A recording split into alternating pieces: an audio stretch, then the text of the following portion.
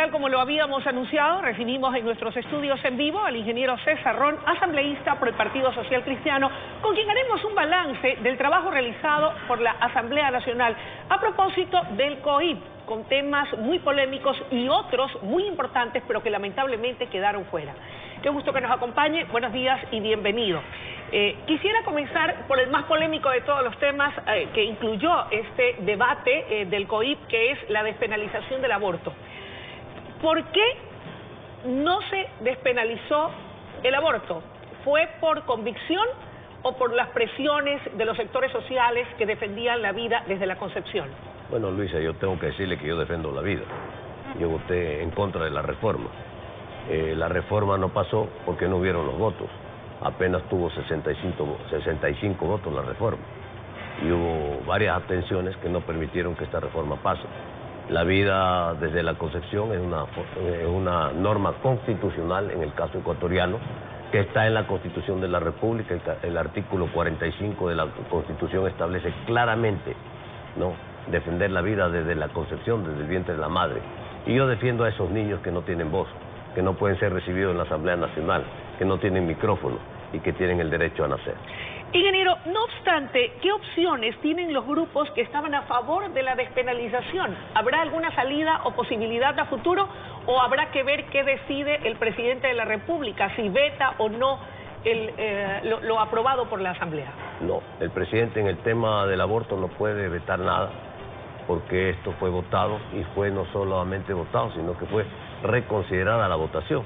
Es decir, al haberse ratificado la decisión de que no pase esta reforma al Código Integral Penal... No cabe un veto presidencial. Porque no existe, pues. Ya. O sea, no pasó. Entonces el veto presidencial no existe. Aquí le están engañando a la gente. Aquí a la gente hay que decirle la verdad. Esto quedó terminado en la Asamblea. ¿Qué le quiero decir con esto? Ni veto total ni parcial, de ninguna naturaleza en este punto. En el caso del aborto no cabe. Ya. Sería una ilegalidad, sería una inconstitucionalidad. Pero lo que hay que hacer, Luisa, es trabajar. Hay que trabajar intensamente en el país. Hay que trabajar en reformas importantes a favor de la mujer.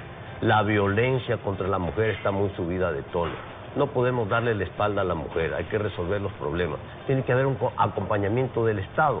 El Estado tiene abandonadas a las mujeres, a estas mujeres que necesitan ayuda del Estado. Y lo otro, hay que salvar las dos vidas. Pero tiene que haber también un proceso de adopción que sea ágil, que funcione. Aquí las personas que quieren adoptar porque no tienen posibilidad de tener hijos, se demoran muchas veces 3, 4, 5 años para poder llegar. Es una odisea poder llegar a la adopción, he escuchado de esos casos. El bebé que usted va y lo quiere porque necesita, porque hay muchas parejas que no pueden tener hijos, resulta que le terminan adoptando cuando ya llega a primer grado esta criatura. Entonces, todas estas cosas se tienen que trabajar en el país para que estos mecanismos sean ágiles. Otra situación que también ha provocado mucha controversia y sobre todo división dentro de la industria de la leche entre productores e industriales lácteos es la penalización del uso y la comercialización del suero de leche. ¿Cuál fue su postura? Entiendo que usted no votó por ello. No, yo no voté porque yo defiendo la libre empresa, defiendo la libertad empresarial y por lo tanto pues está bien favorecer a los agricultores, que se compre leche y se venda leche, eso está muy bien y estoy a favor de aquello. ¿Qué es lo que no está bien? ¿Qué es lo que no está bien? Que si usted tiene un subproducto de la elaboración de la leche, como es el suero de leche, y usted puede hacer bebidas saborizantes de bajo costo, entonces usted ¿por qué no las puede hacer? Resulta que ahora, pues de acuerdo al Código Integral Penal de lo que aprobó la Asamblea Nacional, los que vendan suero de leche van presos, y eso no puede ser.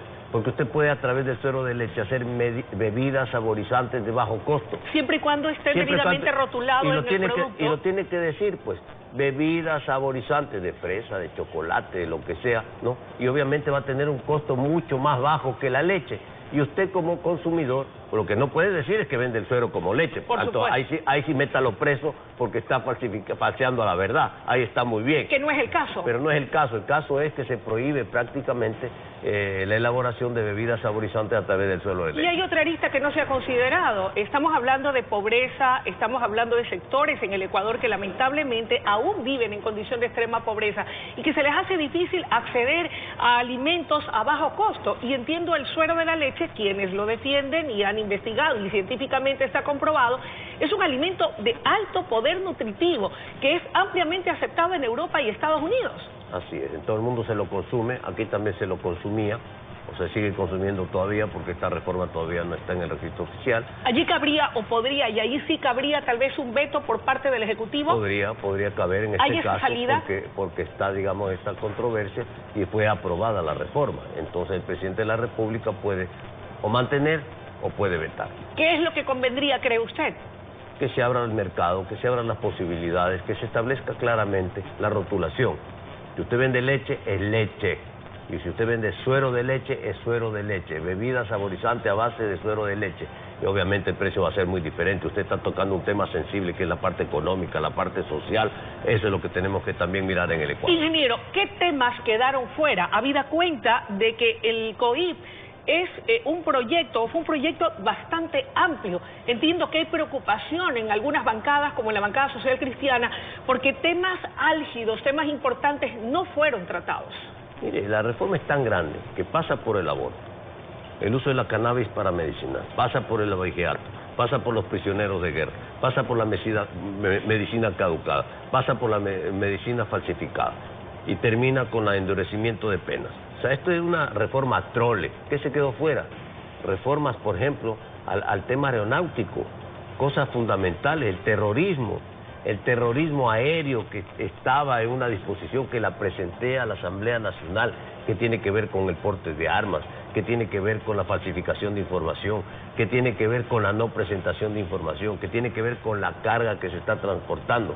Los aviones llevan pasajeros, son vidas humanas, y entonces todo este tema, que es un tema delicado, que estaba en una disposición transitoria, creo que era la 8ª o 9ª, resulta que lo eliminaron. ¿Quién lo eliminó? ¿Qué pasó? ¿La Comisión de Justicia?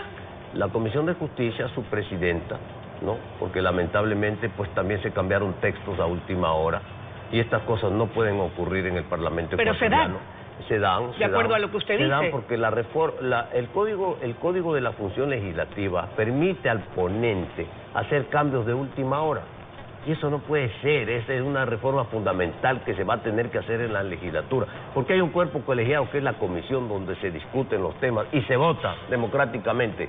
Entonces, ¿cómo entender que llega una ponencia, una reforma, un artículo, y resulta que el rato del rato, que la ponente le cambia el texto al artículo? Estas cosas no pueden ocurrir. ¿Qué va a pasar con eso que ha quedado fuera? ¿Cómo poder retomarlo a efectos de que se puedan tratar estos temas que usted señala y que considero también como una ciudadana más que son muy importantes? Los delitos aeronáuticos son fundamentales y esta es una reforma que el presidente de la República sí lo puede poner dentro del veto presidencial, porque estamos hablando de vidas humanas. En el avión no va solo el piloto, en el avión que iba solo el piloto es el avión presidencial del señor Correa. El avión va con 50, con 100, con 200, con 500 pasajeros. Por lo tanto, los delitos aeronáuticos son faltas muy graves que atentan contra la vida de las personas. Quiero finalizar la entrevista preguntándole cómo anda el tema de la reforma al Código de la Democracia, porque tal como va el panorama, parece que vamos a ir a las elecciones del 2021 con la misma ley. Bueno, se está tratando, se está discutiendo en la Asamblea. Lamentablemente, pues el Consejo Nacional Electoral no tiene una posición como cuerpo colegiado. Han llegado a la Asamblea Nacional la posición de unos miembros del Consejo, la posición de otros miembros del Consejo. Y yo me pregunto, ¿cuál es la posición del Consejo Nacional Electoral? Estamos hablando de instituciones, estamos hablando de democracia, estamos hablando de reformas que son fundamentales. Lo primero que tiene que hacer el Consejo Nacional Electoral es ponerse a trabajar casi adentro y hacer una reforma seria que mande a la Asamblea Nacional. No puede ser que llegue a la Asamblea Nacional el proyecto de 2 y el proyecto de 3. ¿Cuál es el proyecto del Consejo Nacional Electoral? Así es que los tiempos están cortos y estos son temas que se tienen que resolver con absoluta claridad. ¿Puntuales? Lo otro, Luisa, sí. Lo otro que no quiero dejar de mencionarle, dentro de las reformas al Código Integral Penal, no se aprobó el tema del comiso. Se aprobó el tema del comiso sin sentencia, que es un tema fundamental para combatir la corrupción y el testaferrismo. Y no se aprobó la incautación. ¿Por qué no se aprobó la incautación? Porque fueron modificados los textos a última hora. Y de la manera que se planteó el tema de la incautación de bienes, atenta contra el debido proceso. ¿Quiere decir usted cuando se han adquirido bienes de manera dolosa?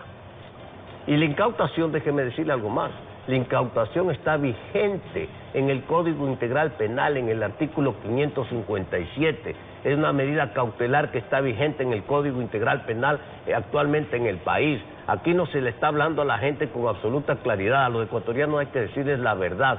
Nosotros nos abstuvimos de votar en el tema de la incautación como bancada del Partido Social Cristiano, justamente porque atenda al debido proceso, y eso se va a prestar para irregularidades, y por lo tanto eso no podemos permitir. No se pueden modificar los textos para una reforma de esta naturaleza tienen que ser totalmente claros, y para que los ecuatorianos sepan, la incautación como figura dentro del Código Integral Penal está vigente, artículo 557, porque todos ahora nos dicen que tenemos doble cara, que estamos combatiendo la corrupción, pero que no queremos incautar. No, nosotros combatimos de frente a la corrupción, y como combatimos de frente a la corrupción, el comiso sin sentencia es una figura justamente para quitar los bienes dentro de un proceso judicial, los bienes mal habidos del acusado, pero también del testaferro, porque muchos de los bienes están a nombre de terceros. Esa es la importancia del comiso de sentencia para que el Ecuador empiece a recuperar lo que se ha robado del país. Muchísimas gracias por su presencia. Luisa, un gusto. Amigos televidentes, hemos escuchado la intervención del ingeniero César Ron, asambleísta social cristiano, haciendo un balance del trabajo realizado hasta el momento por la Asamblea Nacional y precisamente respecto a todo aquello que se aprobó, lo que entraña y lo que implica respecto de ciertas reformas del Código Orgánico Integral Penal y también lo grave que es que temas importantísimos hayan quedado de lado. Es momento de una breve pausa y enseguida regresamos con mucho más desde la noticia Primera Emisión.